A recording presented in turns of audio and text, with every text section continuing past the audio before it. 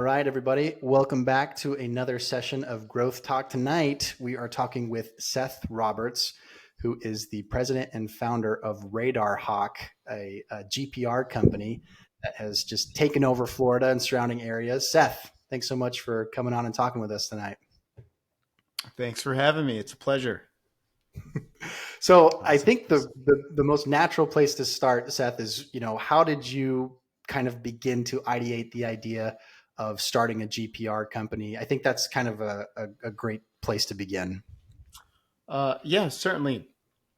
Do you want me to explain GPR at all before Yeah, we go into that would that? be great. Okay, Yeah, that'd got be it. great. All right. So it's not exactly a new technology, but it's relatively new to the public consciousness. It basically it is. It's like, I don't know, sonar. It's like literally radar for the ground. So the more the stuff that people are familiar with are the way it's used in archaeology.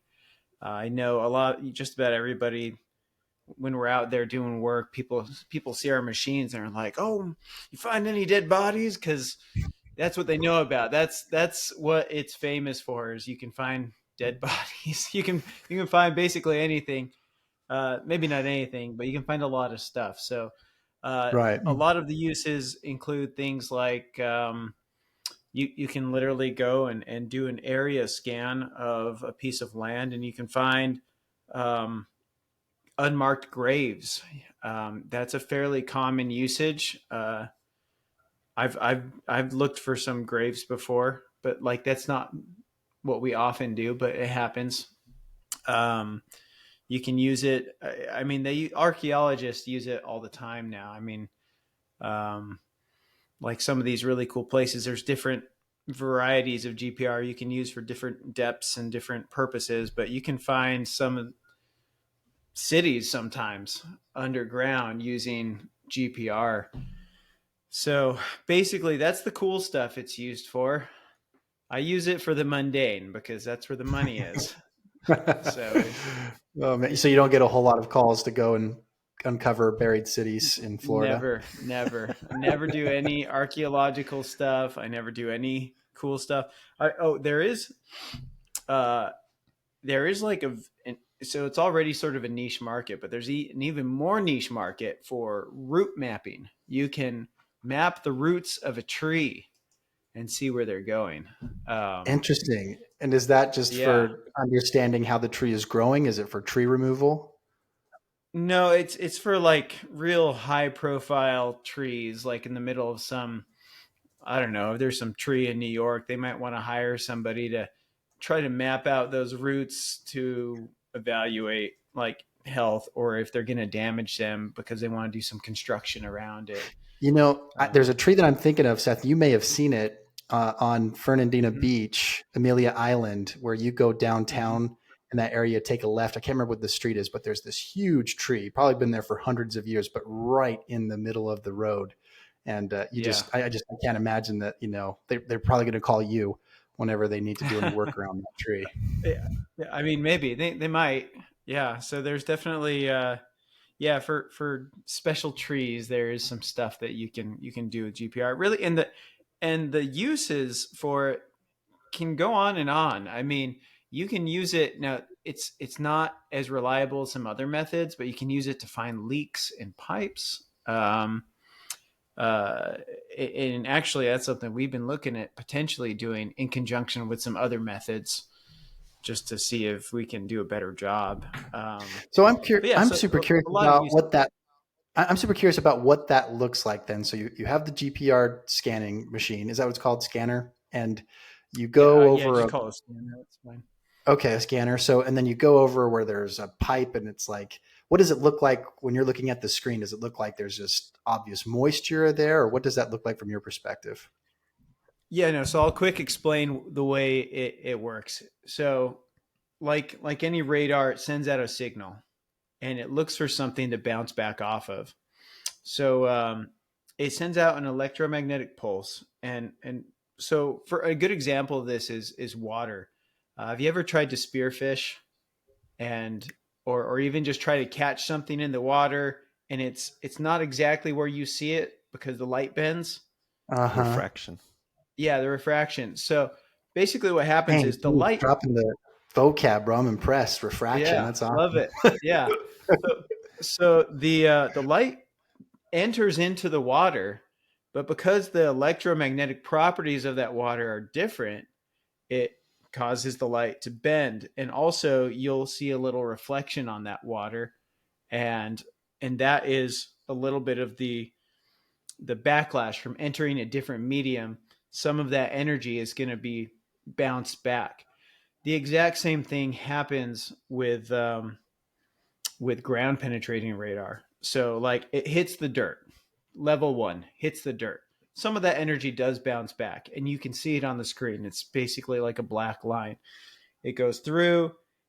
When it hits something with different properties than the soil around it, it's going to bounce back some of that energy. And that's how you see it. So basically what we're looking at is bumps on a screen. It looks like a bunch of squiggly lines. Um, Gosh, if I could share my screen, I could show you a picture of what it looks like. But We anyways, can it's add them in. We can add them in later too. sure, yeah. So, and anyways, the way I like to tell it to people is imagine that as I'm pushing this machine across the ground, I am digging a trench. And imagine that you can look at the sidewall of that trench, and that's my screen. I'm looking at the sidewall of the trench, except that when there's a rock or when there's a pipe, I don't see a rock or a pipe. I basically see a bump or a little parabola, some differentiation of the of from everything else. So, Hmm. anyways, that's what I see on the screen, and it's relatively simple in practice. Like you look at the screen, you look for these little bumps. Oh, there's something. It takes a long time. I mean, it's not rocket science, but it takes before any of my guys are comfortable. I mean, it's usually after about 2 months, we can put them on easy jobs, and we still like to go and review those jobs. But they at 2 months of shadowing and kind of doing the job with somebody else, that's when we send them out on their own, and then we'll review and see what they found and kind of help course correct. But after I don't know, after about 4 or 5 months, they get relatively confident. And at around a year, the guys get really comfortable. But Interesting. that's not just to do with the equipment. It's also has to do with just learning what things look like underground. Like it becomes real intuitive after a while. So I've That's got interesting. a question on Go ahead. that. So my wife, she actually went to school, to college, to like learning, specializing in land surveying. How different is the equipment used for that versus the GPR scanner?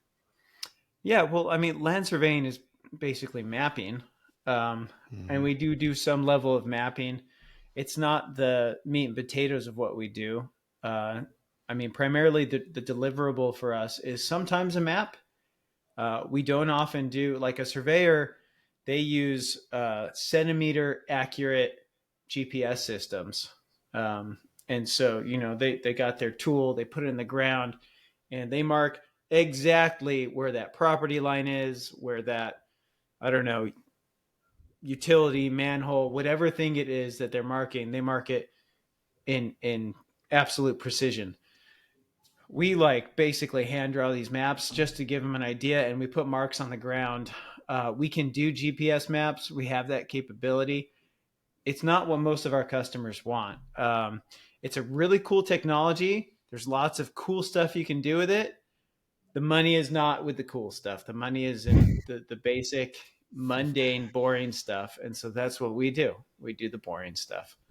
There is, at least I know, at least one company that has done a good job of capturing a lot of the unique GPR stuff. But they're kind of they're never going to be ginormous. They're never going to be a massive company. They're going to be niche.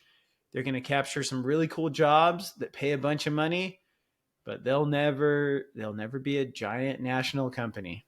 I mean, they'll have to just send guys out for individual projects and stuff. And so that's what I want to be.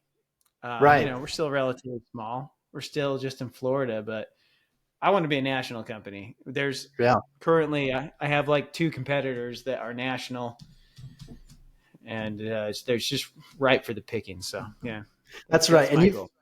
And you've shared that with me, and I love your approach to that and how aggressively you've grown in such a short, time span that RadarHawk has been in operation. So that was a great explanation, by the way.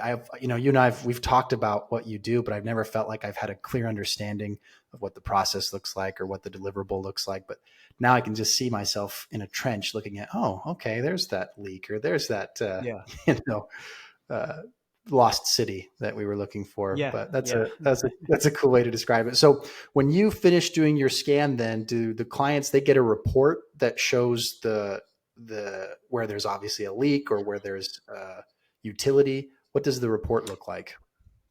Are they able to understand it? It all depends. Like I said, the deliverables different for some people. What we do on every job is we provide a video summary. We found it's way more high context than a report. Oh yeah, I could see that. Reports are great. They take way more time. In a video, you literally walk through the job and you explain every mark on the ground. You say, look, here's this mark here. This utility looks like it's going down. It fades out over here. I don't know what's happening. I'm 50% confident on this here. I feel great about this line over here, and et cetera, et cetera. And so we do videos because of the context is just, I mean, our clients are addicted to them after they get used to video. I believe it. Yeah, I believe it. They're just so much more effective. I mean, because you can literally see what we did. We walk them through the job, because sometimes they'll send you out there and they'll be like, all right, we need you to mark this. So there's a little more context actually I need to give you just so you understand. So like I said, I do the boring stuff. The boring stuff is locating utilities.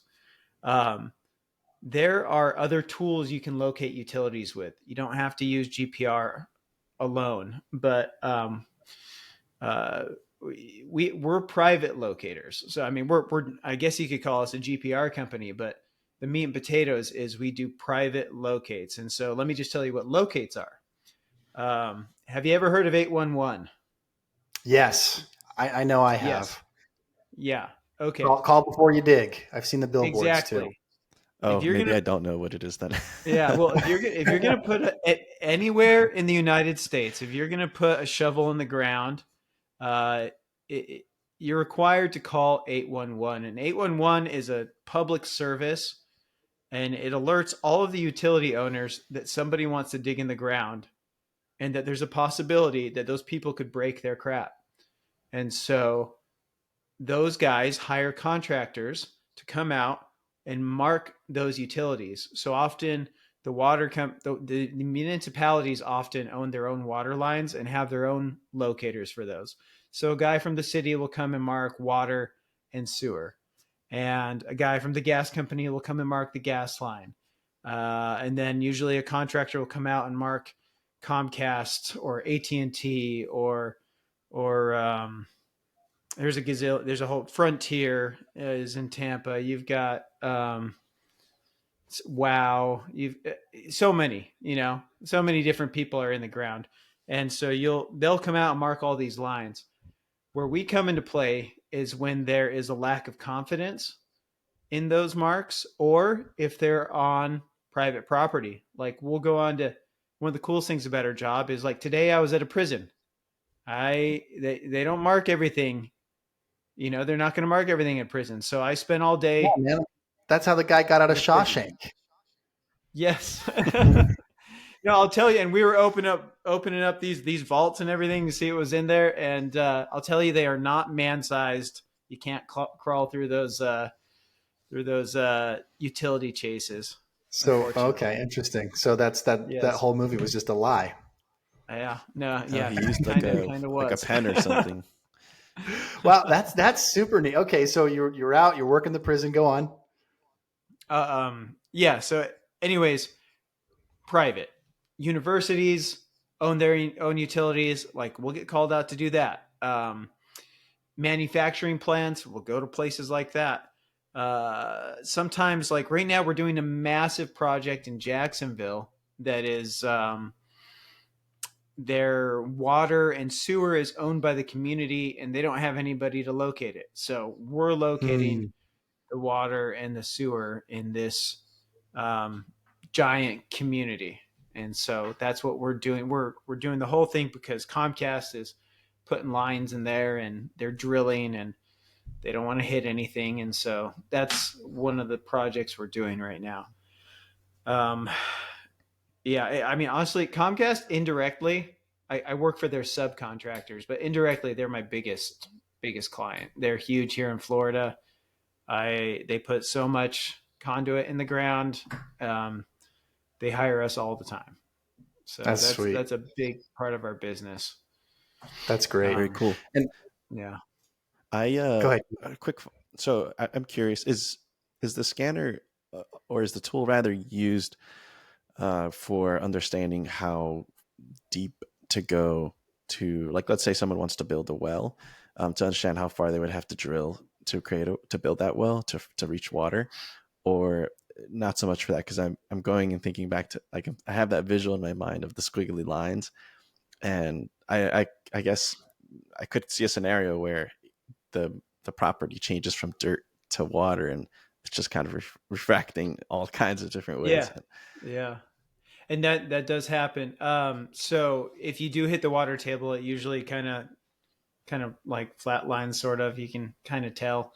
That doesn't happen very often because a GPR really can only see, in the best conditions, it can really only get about 10 to 15 feet. The standard antenna, they do have. So basically, the smaller the antenna, the smaller the frequency. It's kind of like radio signals, and like 5G is like a higher frequency, but it doesn't travel as far. And it's the same thing with GPR. We have super high resolution. We have a super high resolution unit that we use for concrete scanning when we want to look for like post tension cables in buildings and stuff like that. And we can see things in fantastic clarity, but that unit only goes like 1.5 foot.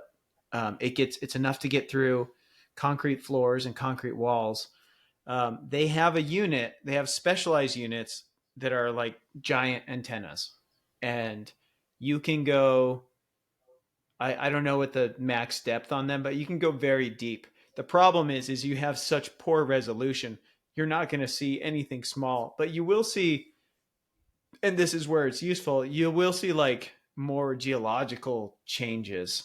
And that's kind of what they use it for. Like, I think, I remember I watched some documentary on some really amazing structure over in, I don't know, it was like Papua New Guinea or Indonesia or something. And they had one of these units that they were kind of nonchalantly using in this documentary. And they were able to see like 100 to 200 feet down, but they were looking for a really, really massive cavern, which did exist. And they were able to, I told you it looks like a trench. You can actually take those basically 2D images and you can like layer them and then crisscross them, and you can create like a 3D model. And so we can do that. Yeah. And that's what they do for those, for like the archaeological stuff. It's not exactly 3D, but it kind of is. You can get sort of a real perspective that way. Well, anyways, I think Keith and I are like educated enough. We can go out and start pushing machines for you, Seth. Next job. Do it. Jackson, do it. We're hiring right now. So yes, please. I think we're bringing on 2 people right now. Oh, that's exciting. That's great. That's awesome. And that's actually that's a perfect segue to kind of start talk to us about the business now. Like we've been educated on GPR, and that was super helpful. So talk us through your journey of starting, Pro GPR to RadarHawk, kind of your first, This could be a good idea. Cause I think you're right. just from, what I've, what we've talked about and what you shared with me, it does seem like a big opportunity, a big idea. And I love you that you've got this vision of how big you truly want to make it. Yeah, yeah. So honestly, when I started it, I would say that I was completely naive. It seemed like a good idea. My now ex-wife at the time was kind of encouraging me to do it. She was always a risk taker. Um, and but the way it happened for me is we had some friends we met at church, and this guy was doing it for one of the biggest national company. He was one of the guys pushing the machines, and he was kind of resentful and ready. He's like, "Oh, I want to get out and do it on my own." And prior to this, I was my background is in real estate. I was a commercial real estate broker for a little while, and then I worked for um, JBS. They're one of the they're actually I think they're the biggest meat packer in the U.S. But they were trying to roll out a retail concept, and so I was finding their locations and leasing out those stores. Leasing out the spaces for them to put the stores in. So completely different field, completely different stuff that I was doing back then. But I had a property I bought back in college, just a piece of junk, absolute piece of junk. And it was just in the ghettoest place ever. But naturally, like real estate prices everywhere, it doesn't matter if it's a piece of junk. I still like I sold it for like double. So Right. and all the while I was making money off of it. And so when I sold that, I had a nice chunk of cash to what I used. Actually, I used it to buy a house, and I put this guy that I met. I said, "Okay, let's start this. You go start it. You live in this house for free. This is basically your pay, and then you try to make money, and then if whatever you can't make, I'll foot the bill for you." And so this other guy got out and started what we called Pro GPR. That was the original name of the company, and uh, it was, we made absolutely nothing the first year. It was a pretty dismal effort, but at the very end of the first year, he finally got a half decent client. And I'm a bit of a risk taker, and so after that, it's like, okay, you got enough cash. We have enough cash now that I can come up and do this. And so I moved my family up January 2020, and then COVID happened. COVID. Everything stops. I just I was all bright eyed and bushy tailed, and we were going to just blow this thing up. Anyways, so the PPP, the PPP loan actually saved our butt. So, as much as I hate government intervention, that program did what it was supposed to do for my company. It covered payroll. Really no more than that. And it got us by until people started working again, which thankfully in Florida was only a couple of months. And then we were all able to work again. So anyways, that's what happened. And but things came back, and like knowing what I know now, I mean, it was so risky to come up here. Clients are finicky. I mean, we could have lost that one client. We were living off of one client basically at the very beginning.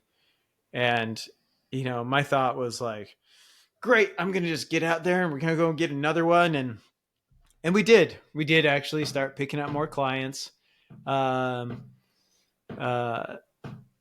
We started doing pretty good with Google Ads because of Ben.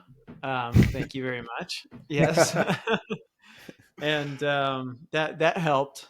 Actually, it helped a lot initially. So we did that, and then And then let's see. Oh, and then the drama happened. My business. So it's my my business partner, his wife, and my ex-wife didn't get along. and when I moved up there, I was living in a trailer. So we were on the same property, which is in hindsight so stupid. He was in my house and I was in a trailer, and of course there's so much opportunity for them to get upset at each other. So, and of course that's Those are what close happened. quarters.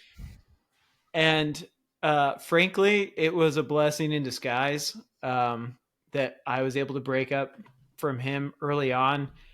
He was kind of just overly excited to spend whatever money we got and start to reap some of the benefits of having your own company, because we were making a little bit of profit. It wasn't like a crazy ton of money, but we were making something. And I always, like, I didn't get in this so that I could be like a one-man show and make an okay living.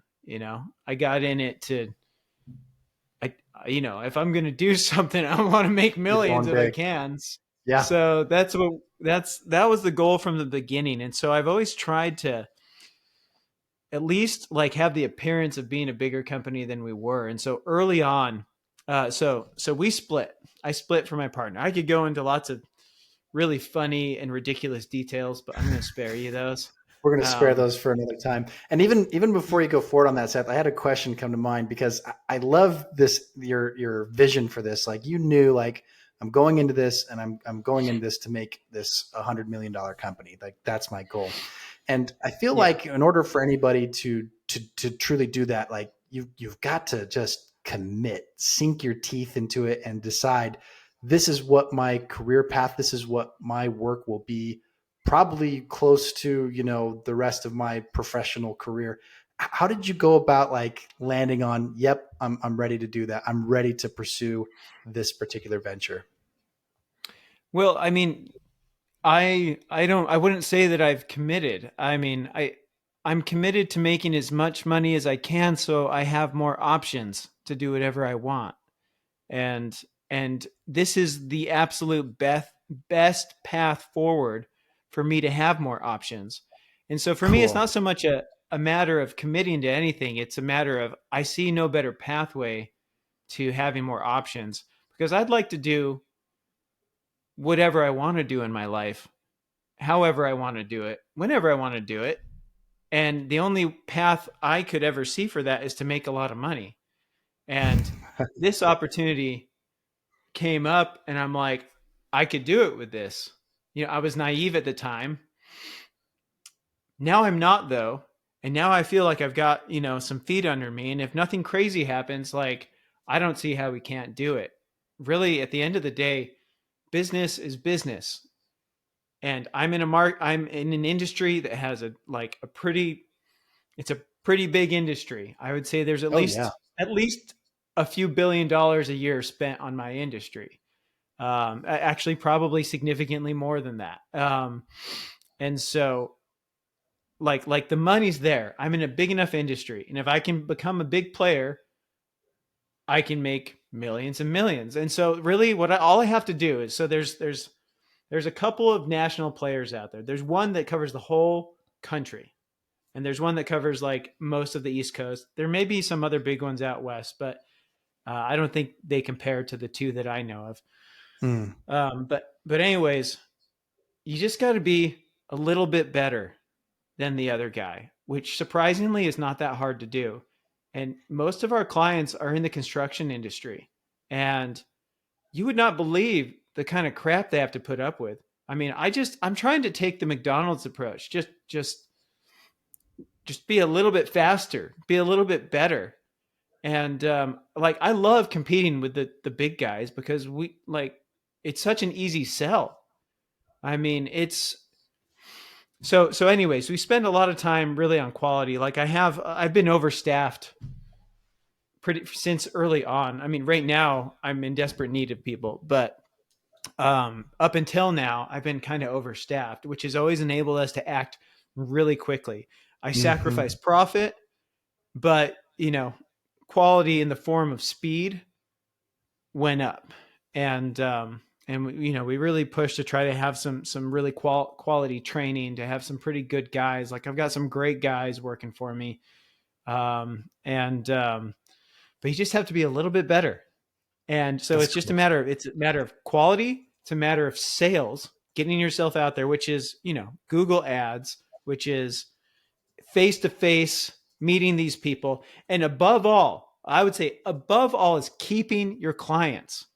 If you're churning through your clients, like you're destined to be screwed at some point, because you'll cap your growth. I just had the best experience, actually. One of our biggest clients. So what happens sometimes is the equipment doesn't see things. We had a line that was not seen by the equipment. It's a line that ordinarily I would say should have been seen. But I saw the data. We did a review on it, and it caused a lot of damage. And it happened for one of our biggest clients. This client does like $150,000 to $200,000 of work with us every year. And they hit this line, and it ended up costing them $30,000 that they had to foot the bill to pay for all of this. And so anyways, they stopped using us. And that was scary, because they were one of our biggest clients. Thankfully, we've just keep on picking up these other big clients. But they called me back, and we went out there. We went out there to try to fish them back. We knew something was up because we stopped getting jobs at the beginning of the year.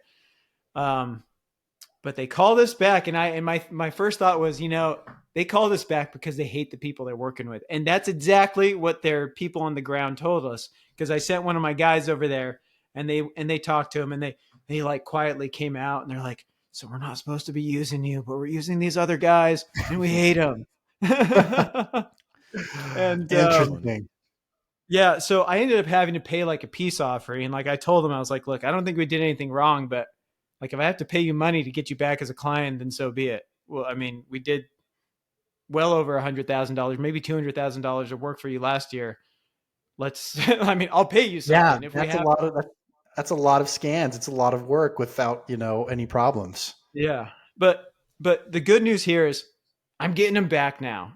And that's easily, it's a ton of money, it's like $10,000 to $20,000 a month that I do for that company, and we're getting them back now. And so, just keeping your clients. I think the sales efforts get so focused on bringing new clients in. But one thing that I'm really, and it's all owner led right now, because we're really small still. And so it's kind of me individually pushing my guys, like, figure out what happened over there. Catch that guy, catch him before, because a lot of times they won't tell you a damn thing before when something happens and they stop using you. So you got to be on top of it. But if you can keep those clients, as long as you could be bringing in just one client a year, as long as you keep all the other ones, assuming they're not dying or going out of business too fast, you will reach the top. You will get everybody eventually if you have enough time. Right. So that's a huge effort, So I would say I try to, when I'm hiring guys, to tell them, I say, okay, integrity first, quality second, and speed third. Those are the things we're focusing on. And that's how we're driving growth. It's a very, very simple formula. This is, I'm talking like I know what I'm doing. I have it. We're doing well, but I can't talk from a perch of grand success yet. I haven't built $100,000 million company yet, but I see a path, and it's a pretty easy one. And it's based on age-old business knowledge, It's boring. We're making a bunch of money doing the most boring GPR work out there. And we're going to keep on doing it because that's where all the money is. And we're going to do it until I max out, until I get bored or something. I don't know. Yeah, that's okay. That's great. That's cool. And I think, your formula for success there is really well defined.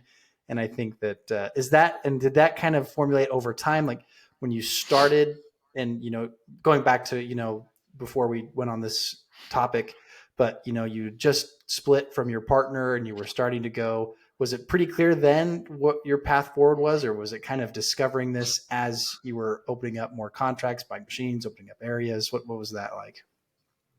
It became pretty clear at the beginning. For one, just kind of seeing how our clients reacted to different things, and seeing what made them happy, and just kind of realizing like, well, if I can just institutionalize this, if I can just systematize Mm.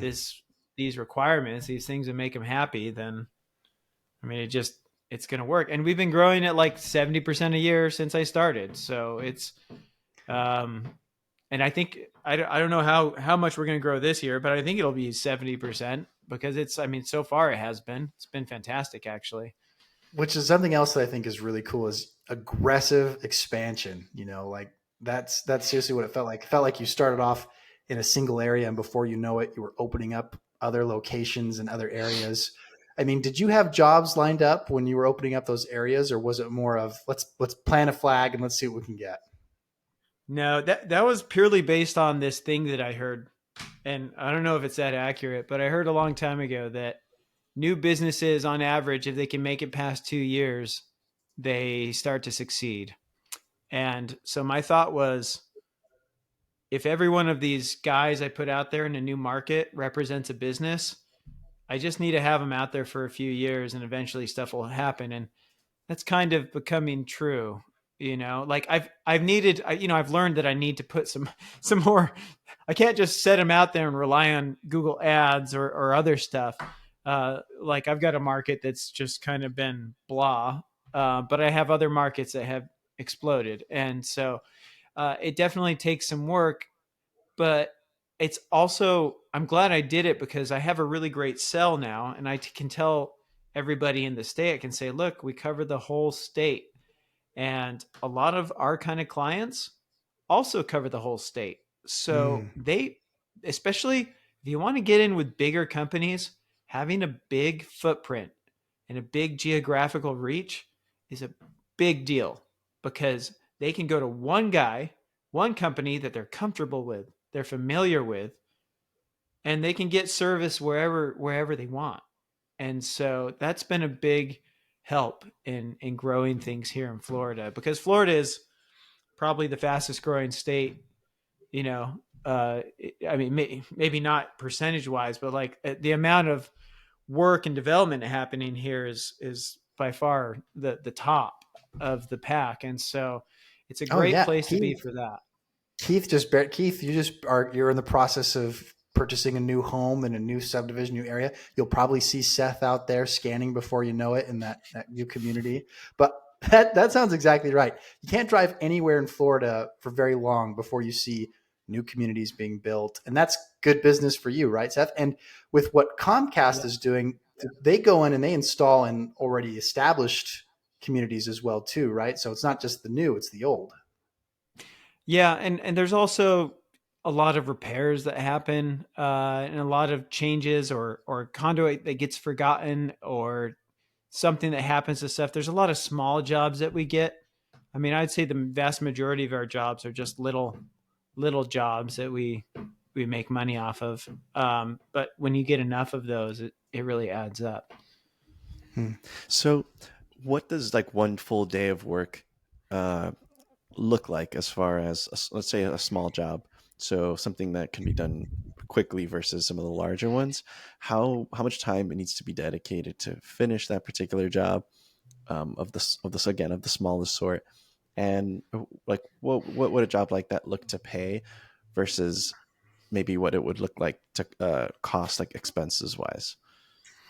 Yeah, so it is. Uh, you could probably do 4 small jobs in a day, Wow. if they're all geographically close. Um, and like a small job takes you. I mean, we have very few jobs that take less than an hour, but we have a lot of jobs that are between an hour and two, and they can be pretty quick.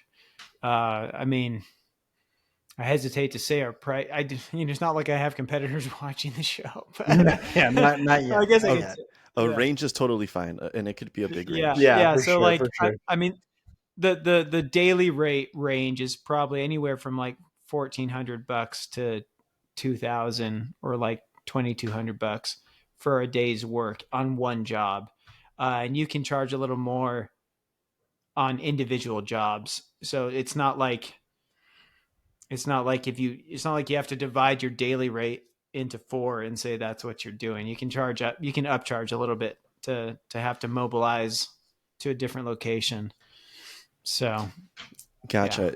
Is it charged on an hourly basis, or is it strictly just like a quote and based it's on? usually quoted. I mean, we try to do things based on, because a lot of our stuff is prior to drills coming through. Like we quote a lot of stuff based on linear foot, Mm. um, or we'll quote if we're doing like an area, we'll quote based on acreage. We have a certain amount that we charge per acre, and then we adjust those numbers up or down depending on how much crap we expect to see in the ground. So like if you're like going through an RV park, oh man, those places have so much stuff in the ground, so much. And That's so Like buried hilarious. bodies or yes, yeah, and you're always stepping in dog poop, and it's just and cats, and it's just I hate working in RV parks and mobile home that's parks. interesting. And there's always That's some interesting. strange person that wants to talk to you about GPR, and you're like, just let me do my job. That's funny. I had so It's so are funny. there any because I in a previous job out of high school I went and worked for a striping company, which I feel like is very similar in terms of acquiring jobs and doing projects. And I know a big opportunity for them was bidding on government projects and trying to secure those types of bids. Is there anything like that for what you do for GPR, where they have government contracts that you can go, or do they have a pool where people can go and bid on specific projects or anything like that? Yeah. There are definitely there's definitely government work out there. I know our competitors snagged for Kings Bay, right where you're at. I think the project is nearly done, but they did like a $2 or $3 billion upgrade on that base, and Yeah.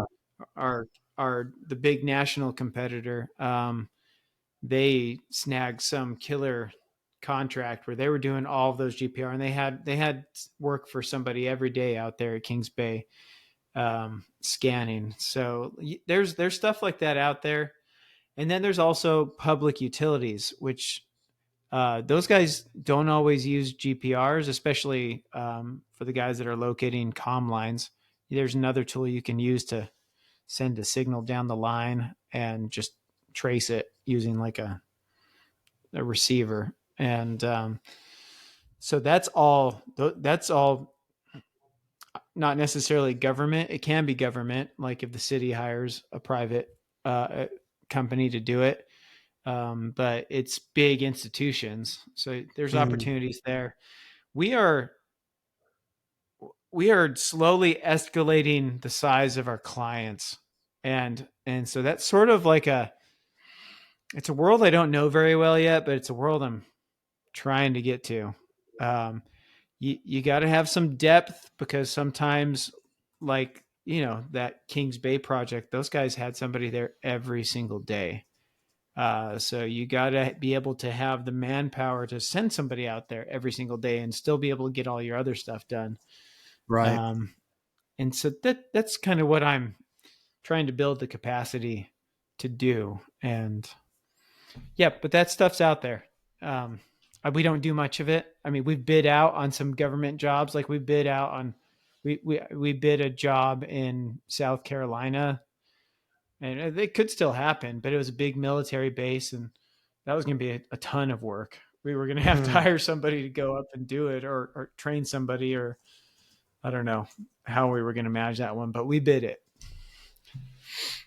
That's cool. I've got That's cool. a few other ones, quick ones for you, and yeah. So any B2B clients, like long term partnering with like I mentioned before, maybe survey companies that maybe don't have full confidence all the time, like but they could have maybe like you go to for quick you know, completion or like additional sort of investigating the area a little bit further to understand like any opportunities like that out there where you could partner with companies that maybe don't want to have their own GPRs and kind of expand their operations that way, just kind of sometimes need that I, additional support. I mean, I think I'd say that that's sort of what we're already doing with a lot of these companies. Like most of our clients could theoretically go buy a machine like ours and spend the time it takes to learn how to use it. I think a lot of them have just found that it is still better, even though they got to, pay us. It's better for them to focus on their expertise and leave that section to us. And they just build it into their bids a lot of times. And so I do a lot of that. There's a public utility company that we just actually there in Jacksonville. We just started helping them out. So they're not. I mean, they're public. They're not exactly It's not exactly a B2B. It's more like a B2G situation. But um, they have their own locators, but they needed they've got some problem spots where they needed some stuff GPR'd, and so they'll hire us to try to find stuff that they couldn't trace out with their equipment. So because it's still cheaper for them to hire somebody like us than to go and train somebody and constantly, because you kind of like, it's like a lot of skills. Like if you don't use it, you'll kind of lose confidence. And Mhm. it, Yeah, so that makes anyways, sense. you got to use it quite a bit to stay comfortable. And I think a lot of people start getting a little uncomfortable if they're using it sporadically. And so that's why we have a job. Hmm. Gotcha. That makes Um, perfect sense. yeah. Oh, So one of the things that I wanted to ask about, Seth, is I know you say that you do the mundane work, but I've seen pictures of you coming out of Florida State's tunnel onto the football field, which doesn't sound very boring to me. Can you tell us about that project and, what was that like running out onto the field? Oh, that was fun. That was a rush. Yeah, no, they're upgrading a bunch of the bleachers. It's a major project. It's not going to be that significant to the fans though, because they're making it ADA compliant. So it's just Mm, some of the walkways are going to be a little bit bigger, but it's a millions millions of dollars for them to do that. And that wow. project, they had to they had to break into the ground, and they had to under the bleachers they had to put some new supports up because they're basically changing they're putting walkways there at the bottom. They're also putting some more boxes near the field. And so this construction company, they're a local company in Tallahassee. They hired us to come and just try to scan underneath the rafters, underneath the bleachers, and see if there's any lines running under. Because I mean, there's all sorts of utilities under there, and you can see them. There's drain lines, there's power lines, there's a lot of stuff, and they're like, we just don't want to hit anything. And so, Oh, yeah. anyways, while I was there, Go Seminoles. that yeah, the end zone was part of their scope of work. They were doing some work over there, so I got to go out there and run the field. That was pretty fun. So cool. Seriously, mad jealous of that. That is like, as soon as I saw that picture, I just thought he should have called me. I would have driven the hours over. We could have run out on, we could have thrown the football around, attempted a field Oh goal, my gosh. getting chased off by It's security. amazing. It's amazing. They were telling me that the paint on that field, like that, they have like they have like 10 full-time employees to like keep that field alive. I Wow. mean, it's So they insane the probably wouldn't amount. have us on the field. Yeah. I mean, they let it, I mean, I got to go on it a little bit, but definitely they don't want you playing on it. That's for game day. That's the Yeah, only I was time gonna you get to say touch that field. we don't we don't want to disrespect the Knowles with our amateur play, anyways. No, So no, we don't.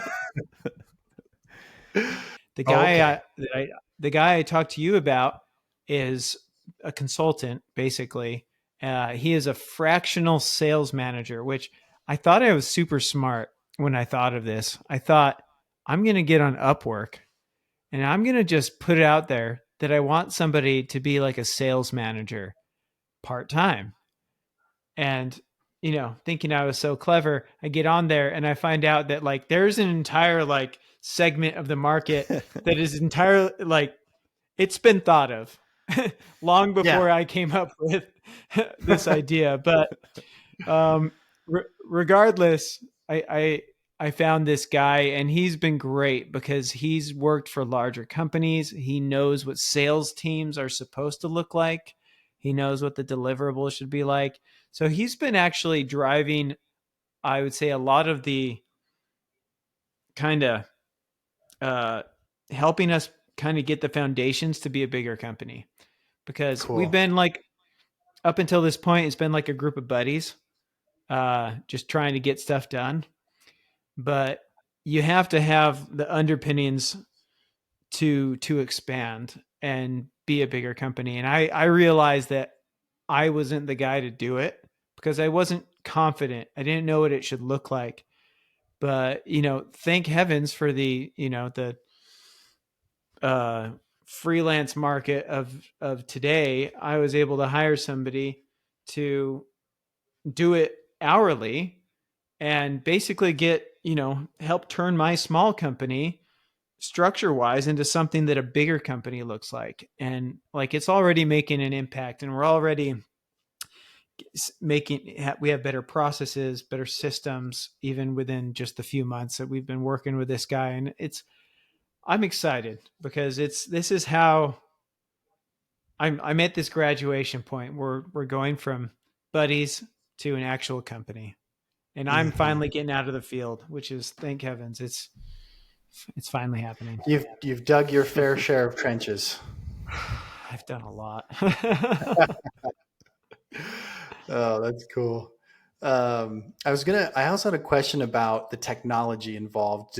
Are there companies out there that are coming out with newer radars, newer scanners that are going to improve the processes further? How are you doing much research into that, or what does that look like? What does the future of GPR look like in the next 10 years? um, yeah. So I mean, there are, and if you buy GPRs, then they're going to make sure you know about all of the new developments they're making. It hasn't changed significantly from 15 years ago. It's still basically the same stuff. They have done every company has a different name for it, like ultra wideband or hyper stacking. But anyways, all that is we have an antenna that sends out a ping.